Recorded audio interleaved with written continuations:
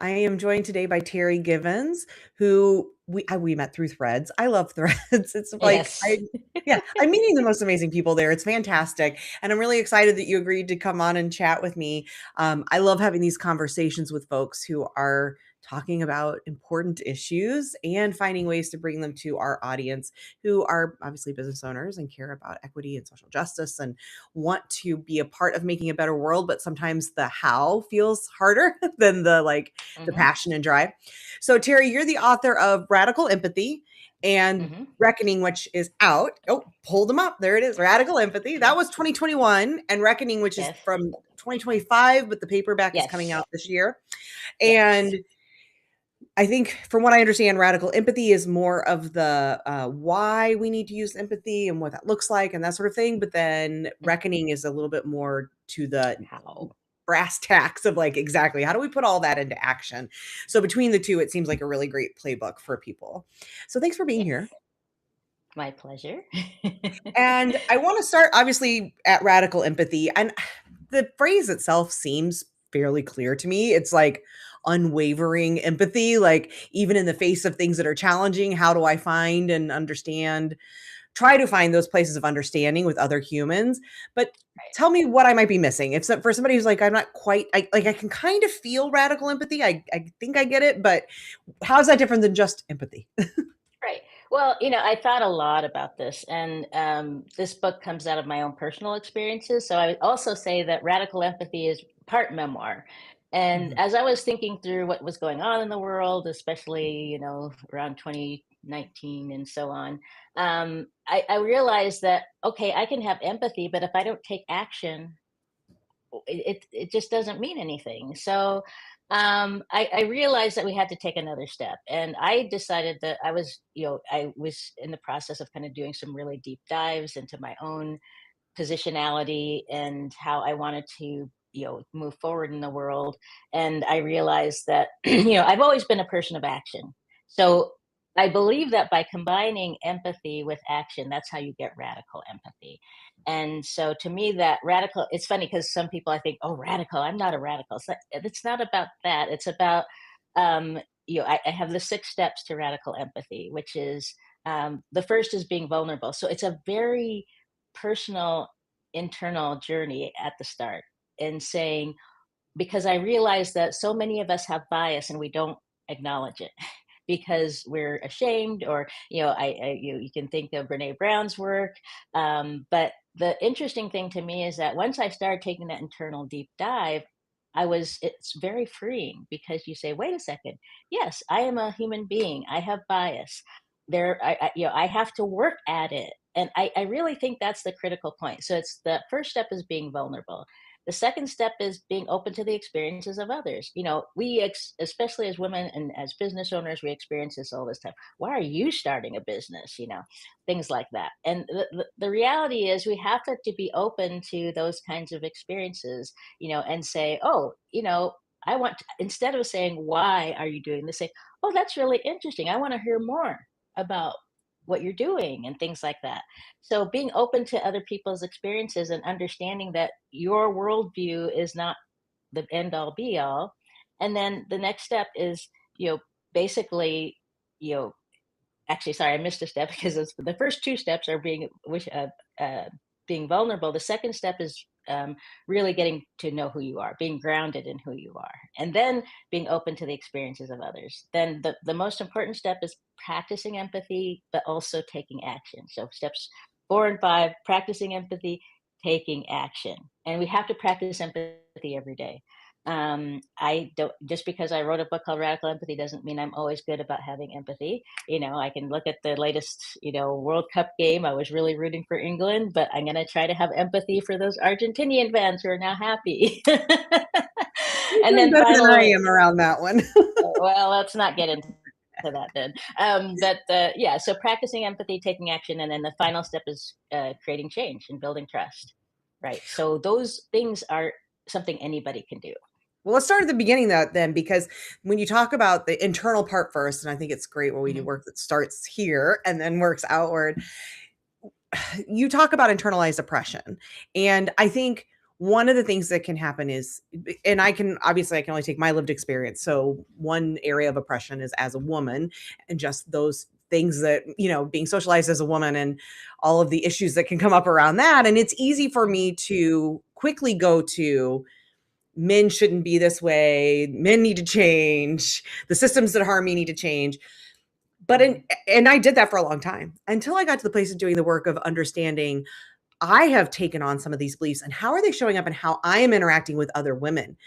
The judgment that I would have, the feelings I would have about other women, the things I would say, the ways, the expectations I would place on other women.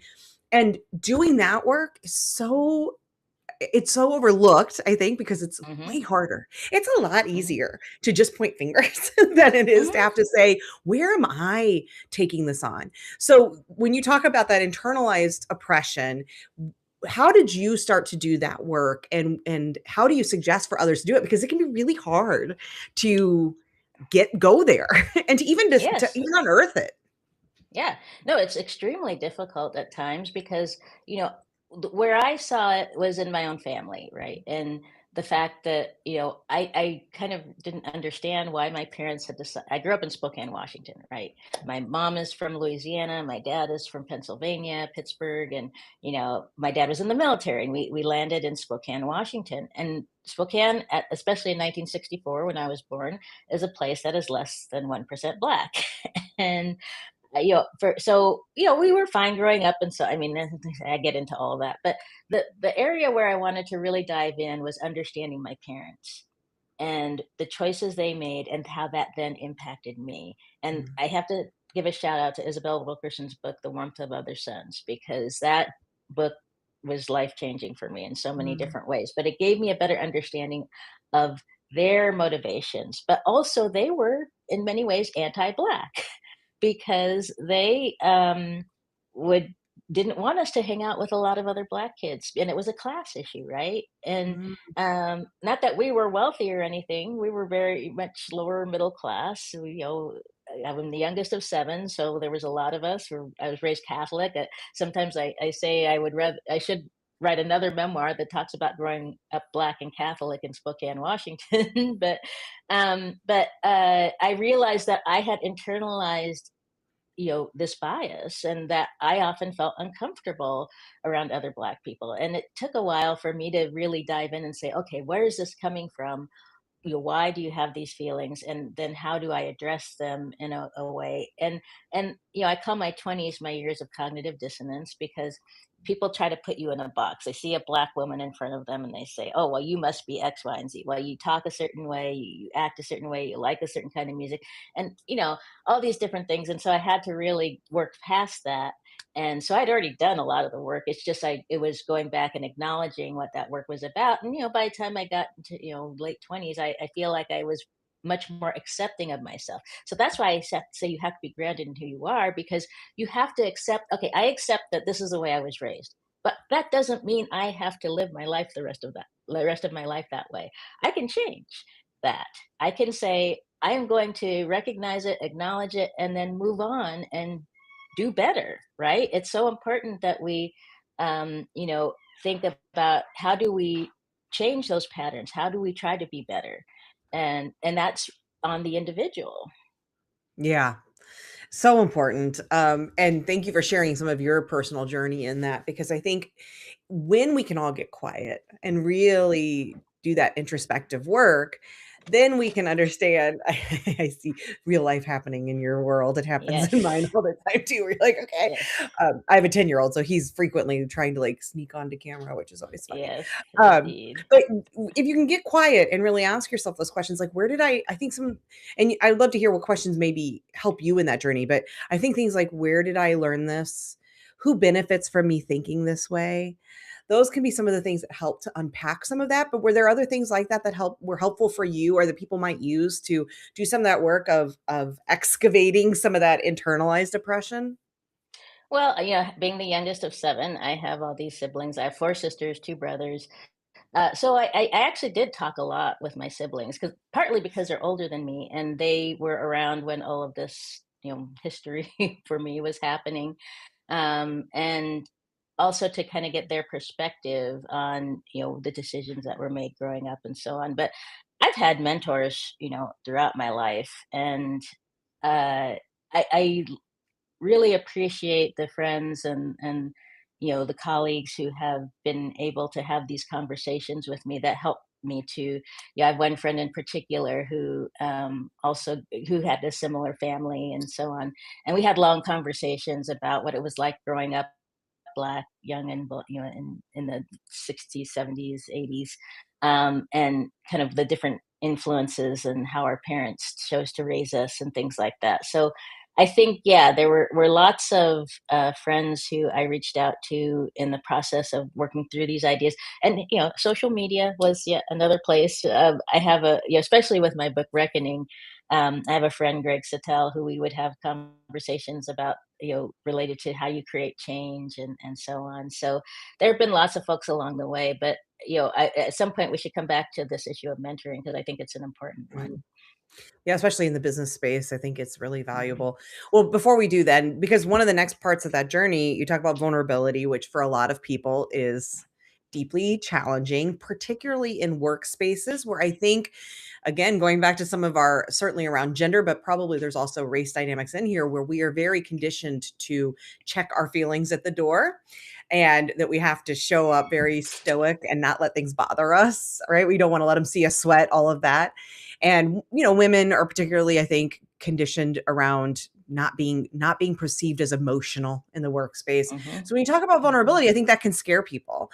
And Mhm. obviously vulnerability does not have to mean crying. It does not have to mean Mhm. all of those things. It means being really honest, but there's also the fear of how will that be received? Am I safe to do that? So what do you say to people, and especially for people who are creating safe or safer spaces for vulnerability in the workspace? How do you actually do that when you know people are coming into the room with all that armor on in the work setting? Yeah, and I think there are people for who can't be vulnerable, right? And Yeah. but depending on how you define it. So one of the things I say, first of all, is I'm not asking you to be vulnerable with everybody.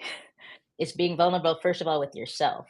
And Mm, that's the most important component of vulnerability, is being vulnerable with yourself first. And then, you have to gauge, how does vulnerability work into my day-to-day or interactions with people. So there are some people, yes, you can be vulnerable with. It could be a friend or colleague, somebody you work with who you have that level of comfort. But if you're like talking to a group of employees, the thing is, you have to be very careful about, how you're vulnerable, right? And so you don't want to just spew everything, right? You can go overboard with vulnerability. So that's why I think really focus in on being vulnerable with yourself, and that then guides you in how to have those interactions. So one reason why I think vulnerability is important in the workplace is that we are often afraid to admit mistakes. And there's so many different, and I talk about this in the book. So there's lots of different folks who have talked about the importance of being able to admit mistakes and then correct them, right? Because I think one of the biggest frustrations for me when I'm working with people is when they won't admit a mistake, and so you can't fix it. And so it's really important that we are able to fix things in a way that allows us to move forward. And I think a lot of times in business, we keep going down the same path, and we don't try to admit that we made a mistake or that we need to fix something. And so sometimes that's where vulnerability comes in. So it's not necessarily personal vulnerability. It's not saying, oh, I had a horrible day. It's more like, oh, we need to do something different here.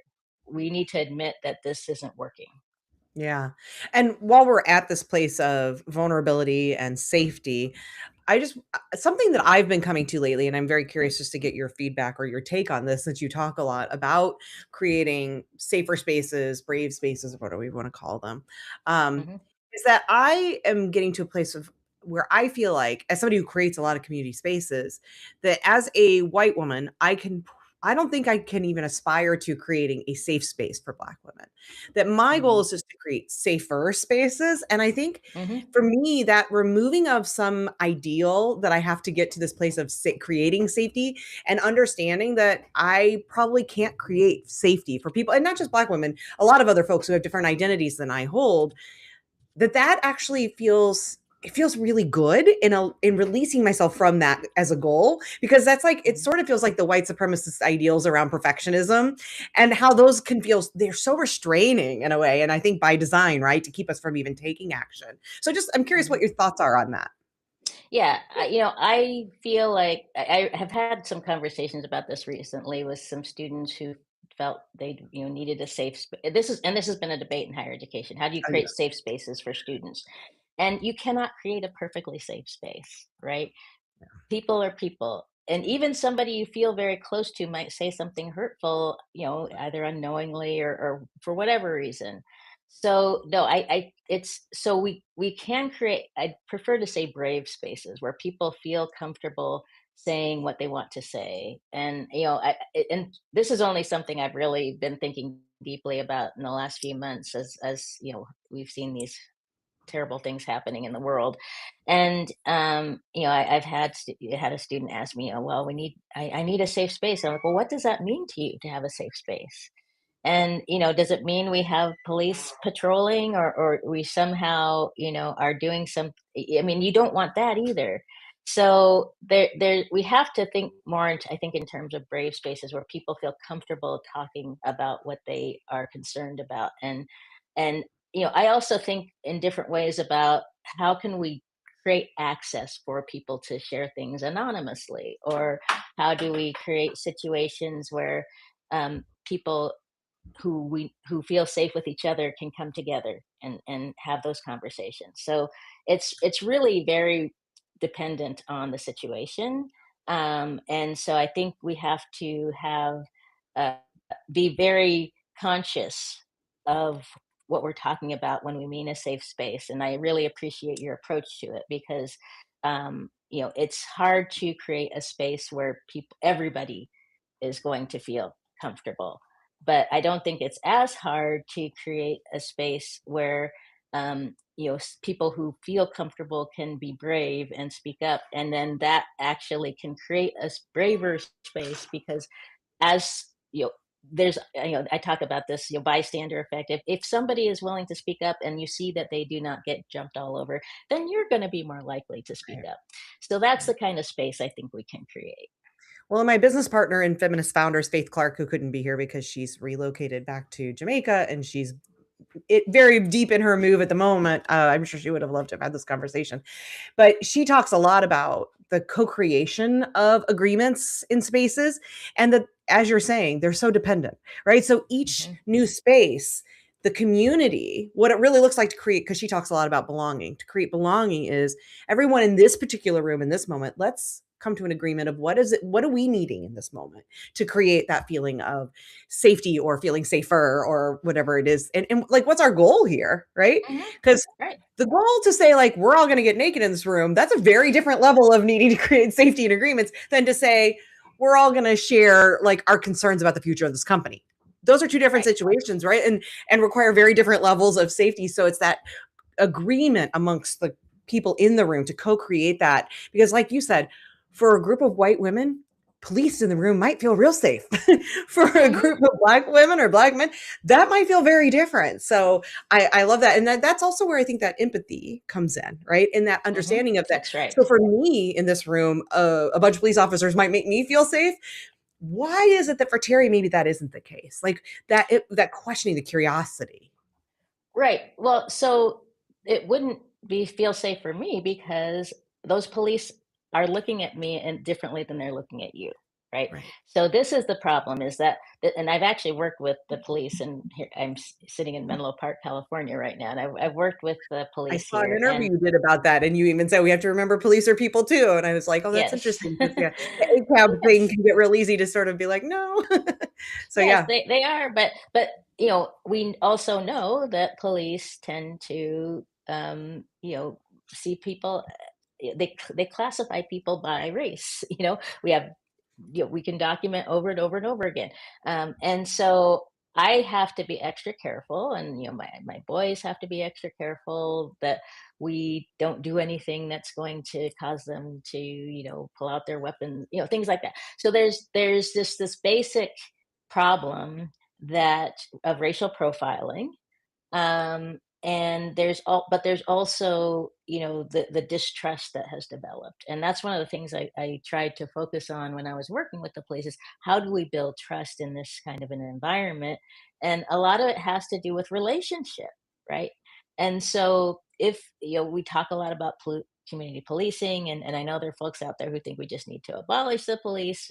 That's didn't go very far, and however you feel about it, but we do have to humanize each other and make sure that the people we are putting in those positions are people who are thoughtful and can humanize people. And their first instinct isn't to just grab a weapon when they see somebody who looks different than they do. And it's not just for Black people. It's we're seeing all kinds of groups that are, excuse me, being profiled in different ways. And Yeah. so, living up in Canada part time, I see huge problems for the Asian community there. Mm. And so we have to remember that this is a broader issue, and that it's something that we all need to be thinking about in ways that allow us to say we need to reform the police in a way that they are serving the entire community, not just one part of the community. Yeah, I mean, obviously in the age of ICE, and you write a lot about immigration, there's a whole space there as well.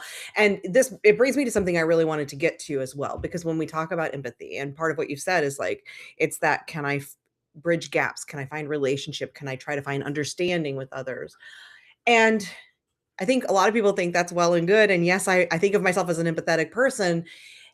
How, though, do you deal with when you are dealing with people, and this can happen in a workplace, this can happen Mhm. when you are a business owner and, making decisions about vendors you're going to use, or collaborations you're going to have, or clients you will or won't work with. How do you bring that when it comes to somebody whose beliefs are not only opposed to yours, because that, we can disagree about which is the best topping of for pizza. That's one Mhm. thing. But when it's Yeah. your beliefs are questioning my right to exist, or about Mhm. taking away my rights or the rights of people I love, those sorts of things, how do you bring empathy into those situations? So the first step is something I really have leaned into because, and again, I give credit to my friend Greg Sattel for this: is empathy is not absolution. And just because we have empathy, and actually, it's interesting because you know you can use empathy as a tool to actually even figure out who are the people I want to interact with versus not.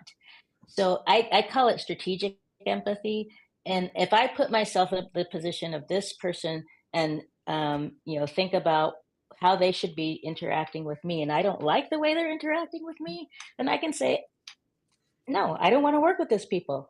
Or I can, figure out how can I work with this person in a way that is, allows me to maintain my integrity. And so there are a lot of people who I have just said, no, I can't work with you. And unless you are willing to change the way you're acting or your beliefs, then those that just does not work for me. And even in families, this can happen. And so I A do lot. think a lot, yes.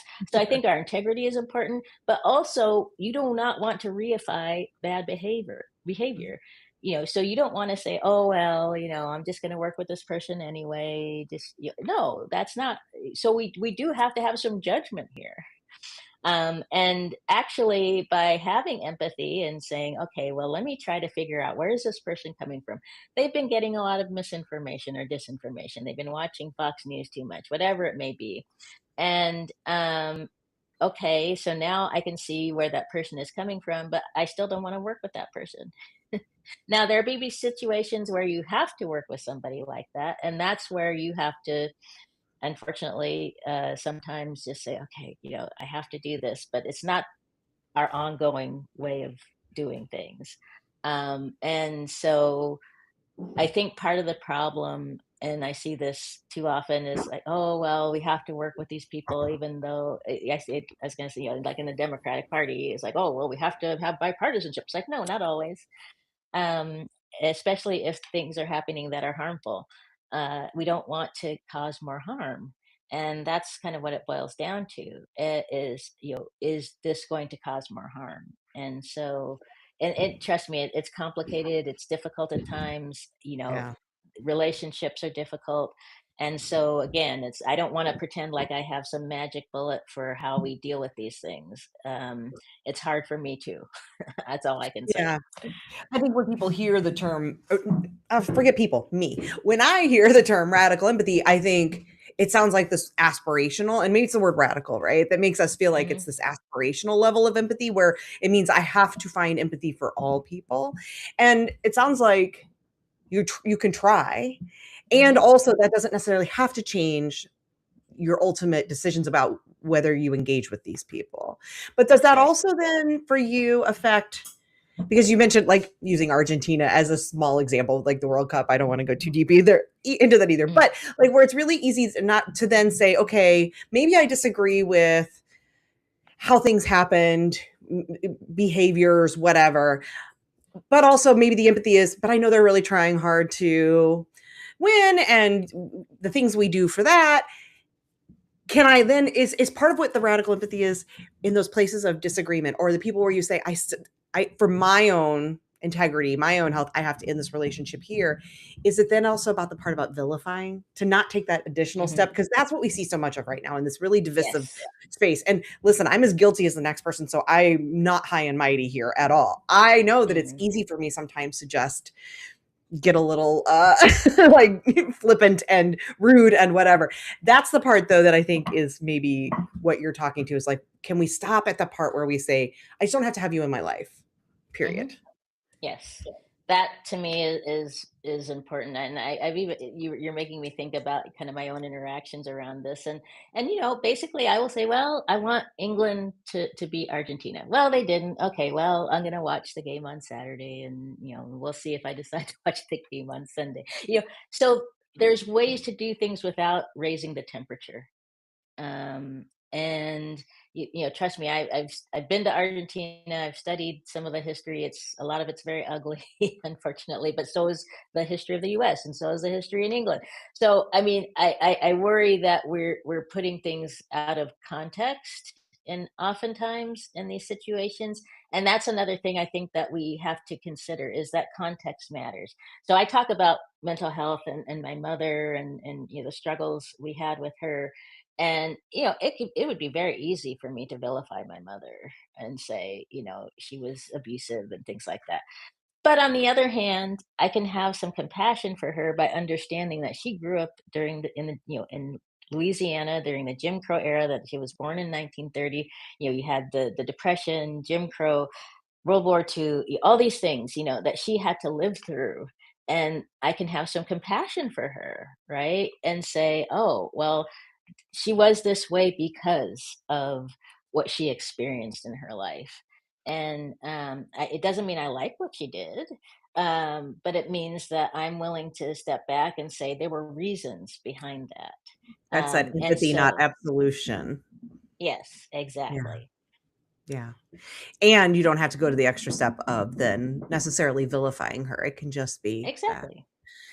a lot of this is easier said than done, but this is why we need the book, right? Yes, To keep reading it and that's right. remind ourselves.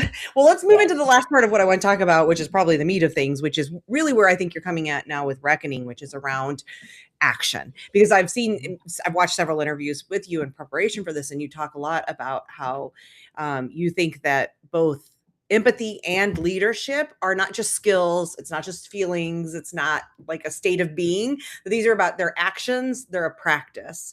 And Hmm. so it's not just that you show up saying you're a leader, or you show up saying you have empathy. It's we have to see it in action. But often it feels a little nebulous.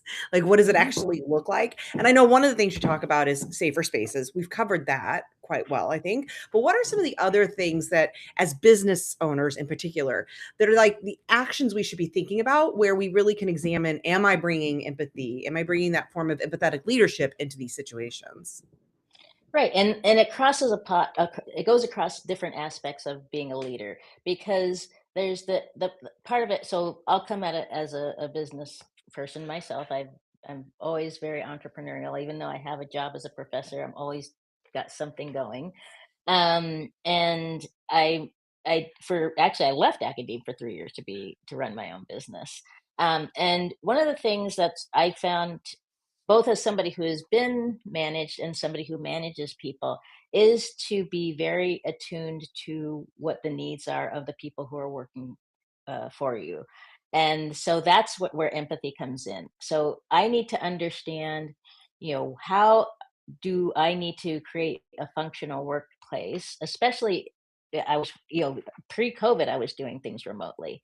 And so in this remote situation, how do I interact with these people on a regular basis? And I'm doing this right now. I'm working with 5 RAs this summer, and I have to make sure that I'm checking in, that I'm giving them different opportunities to interact with me. We created a WhatsApp group so that they can contact me anytime, and I don't have to respond right away, but they know they can get in touch with me and not struggle through something and feel like they're spinning their wheels.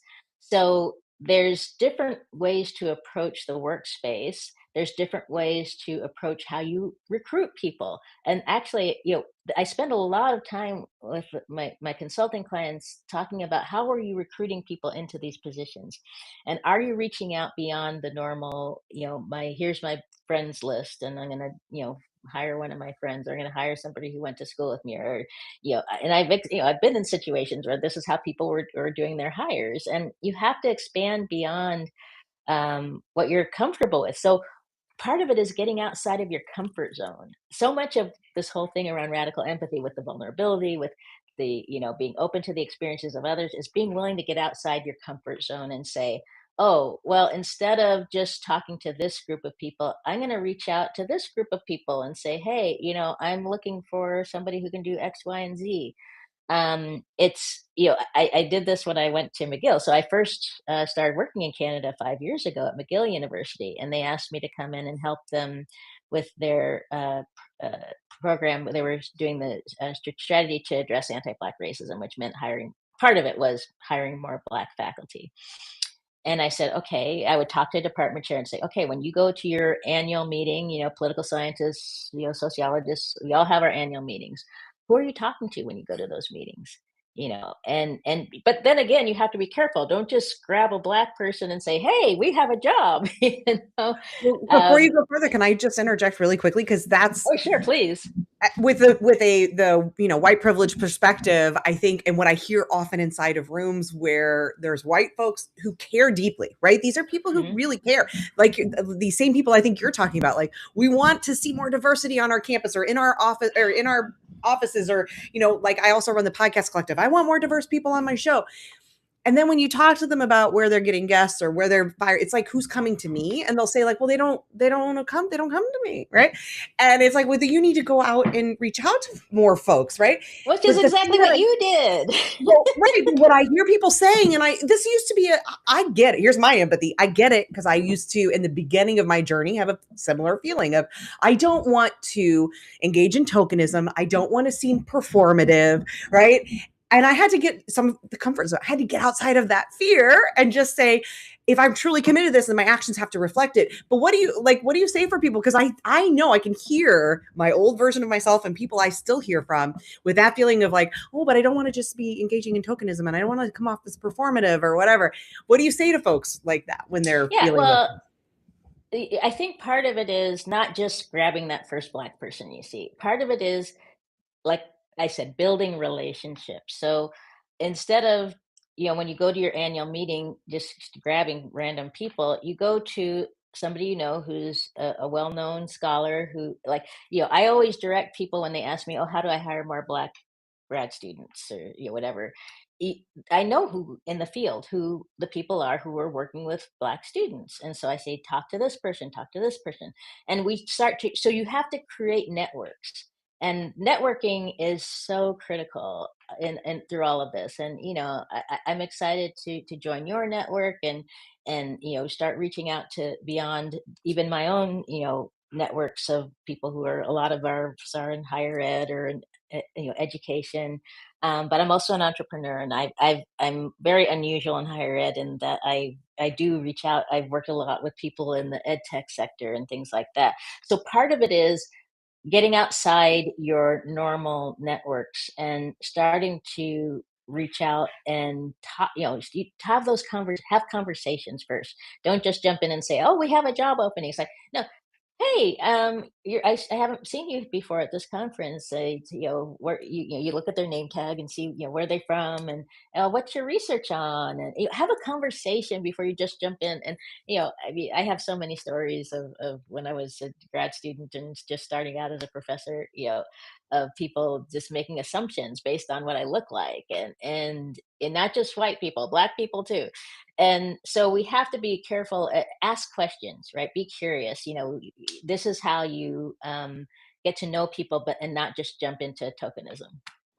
Yeah, and part of my feeling is like it's weird when you make it weird.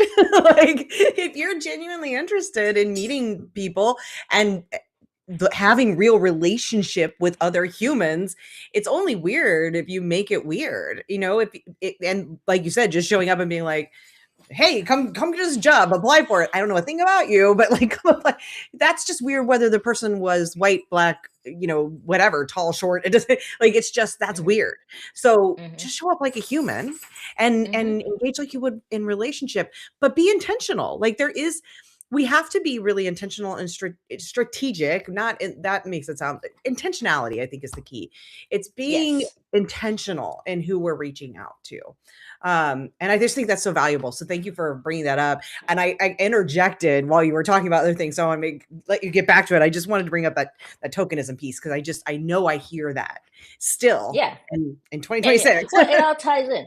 But it all ties into what I was saying, which is that I end up advising a lot of folks around this whole issue of how you hire, and how you pull people into creating a sense of belonging, right? And this is a really hard one because I have had experiences in higher ed where I felt like I was kind of marginalized, or you know it's hard when you're coming into an environment where people have been working together for a long time, or people are feeling like they uh you're the new kid on the block and they don't know how to interact with you, and things like that. And so that's why I'm so glad you mentioned the word intentionality, because we do have to be very, very, like, when I was working at McGill with this whole hiring black faculty, it wasn't just hiring them. And actually, I always tell people the retention process starts even before you hire the person. How are you structuring things so that this person feels welcome, that they belong, that they have the opportunity to get ahead, all these different things.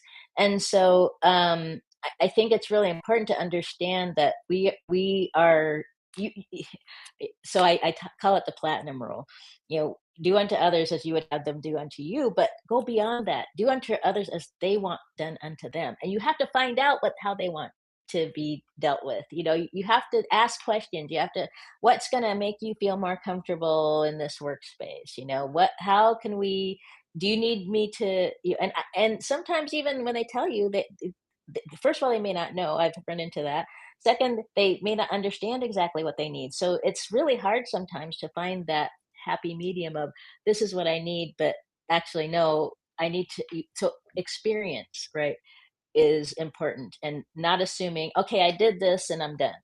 It's like, no, it's an ongoing thing of saying, oh, we tried this, it didn't work. So how can we fix it? Again, it's iterations, and intentionality, and saying, I'm not just going to do this and then stop. It's a constant process, especially with this new generation of young people coming into the workforce. They're used to things being much more malleable, and uh, we have to find ways to work with them. And I'm dealing with this in the classroom, so it's something that we have to be willing to, I really changed the way I teach over the last few years because of what I'm seeing amongst, even with my own kids. I have a 22-year-old and a 25-year-old, and they help really inform my approach to how I create space for my students. Yeah, and to be clear, empathy goes beyond talking around issues of race. It's also around issues of age in the workspace and ability and so many things. And it's about that curiosity, like you said, because going back to the police reference, if I make assumptions about what makes you feel a sense of belonging in the workspace, then without that lived experience, I may then create a space where actually does the exact opposite of what my intention was because I didn't get Hmm. curious. I didn't and empathy to me, curiosity is such a key component. I'm assuming you probably feel the same Yes. way, right? Because Oh, 100%. right, because how can I begin to understand your experience if I don't ask about it, right? If it's different than Hmm. my own, I have to ask about it to understand it. Okay, the last thing, because I wouldn't want to keep you all day. But you talk a lot about history as well. I'm really excited because I Hmm. ordered your book that's about the history of the roots of racism in America. I can't wait to read that. Hmm. Um, and you talk about learning from history, which I mean, we are in Hmm. a critical point in American US history. I think where learning about history is really important to understand where we're at and where things, the different paths things can go on. It can also be overwhelming and depressing to be in the current moment or to even look at the history because we know there is a path that could be really not great. I heard you reference Octavia Butler in an interview, and I love the fact that her work helps us see that there are The future. multiple.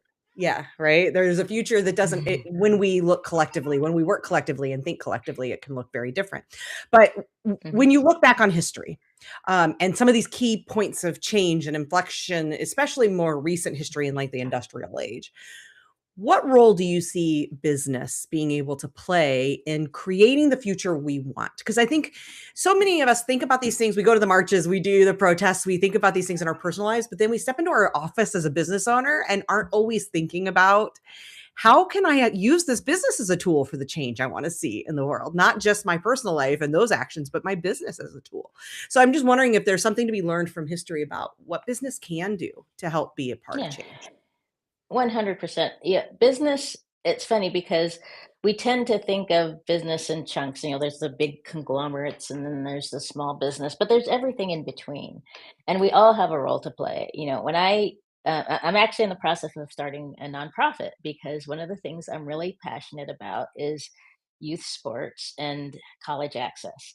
And things are changing dramatically on all these fronts. And if you've been here, everybody's talking about the whole youth soccer thing and how the U.S. is not set up the way Europe is, and all of this. And so and I've been thinking about this for a long time because I worked for many years with college access programs. But I bring this up because I'm starting a business that is going to help deal with that issue by educating young people and parents, catching them in seventh grade and before they get to high school and helping them understand what the changes are so that they can actually do what they need to do in high school to get to college. Not focus, solely on sports, but the importance of academics. So there's there's a direct impact that a business can have, whether it's a nonprofit, for profit, whatever. But I think business people have to look at the way, it's funny because actually I think business plays a huge role right now when we're seeing the federal government abandoning its support for women and the LGBTQ plus community and just about everybody except white men, right? um, and so where business can step in and say, well, I'm a private business. I can hire women. I can hire uh, people of color. I can get a visa for this person. Whatever. And there's all these different ways that business and historically has stepped up. And there's story after story of a business that said, no, we're going to integrate our workspace. We're going to hire women. We're going to give education to those who we think have potential. All these different things that businesses can do. It's about having having your values show up in the way you conduct business. And it doesn't mean that we're each individual is responsible for changing the world. Each individual is responsible for their own little area. And actually, I believe it was Timothy Snyder who had posted on social media the other day that, it's what you do in your little space ripples out into the rest of the world, and the way you function in the world is going to be a model, because we know, I mean, I have tons and tons of data, both of these books, about how businesses that support women, that are diverse, do so much better, financially. And so there's just the basic economic reasons for doing it, as well as the values based reasons for doing it. And there are lots of, one of my favorite businesses out there is Penzi Spice. Because they have all of these, they're constantly out there, talking about social justice and all these different things. And so I purposely go to Penzi Spice to get my spices, because I really appreciate how they're out there, not just talking the talk, but walking the walk. So, there's lots of examples of businesses, and I trust me, one of my they have several chapters in my book Reckoning where I talk about how businesses, can create change. Yeah, so definitely get the book. The paperback's coming out soon, but the hardback, is that what we call them? I guess so. And Yes, the Kindle and ebook are already available. And I saw that you have it's like 50% off if you order it. So it go to your is. website. I'll put the link in. I got 50% off the books I ordered today. I was very excited about that. I mean, who doesn't love a deal? Yes, Although I hope you still get paid okay for I do. those. But Don't worry. yeah, okay, good. So Yes, check those out. Thank you so much for this. For the people who are listening, most especially those folks who are like, I'm a business of one. I'm not doing hiring. Don't forget you're still hiring vendors, you're still hiring clients. Like clients is a two-way street. But or who are thinking like it's a small little, what can I do? Just mhm. what do you want to leave them with when you think about radical empathy and action? What do you want those people to be thinking about this weekend or maybe doing in the weeks ahead? So each chapter of both of these books has actions you can take. But I would say this weekend, when you're interacting with people, like, one of the easiest ways for me to practice empathy, I travel a lot. So I'll get on the plane and I'll just say thank you to the flight attendants, because I know their job can be really crappy. Or if I do get frustrated, I try to, take a step back. Or if I'm standing in a long line, you know, what if people always tell me they notice I always have this sense of calm about me, and it's like, it's because I think about, if I was a person, who has to talk to the person who's been on hold for an hour, or I have to, and it's not their fault that, the person you are talking to generally is not the one who created the awful conditions, right? And so try to have some empathy for people you see, especially if you are in a frustrating situation, and you want to lash out. Just take a step back and think about, why is this situation happening and who is really responsible, and maybe I shouldn't lash out at this person in front of me because it's not their fault.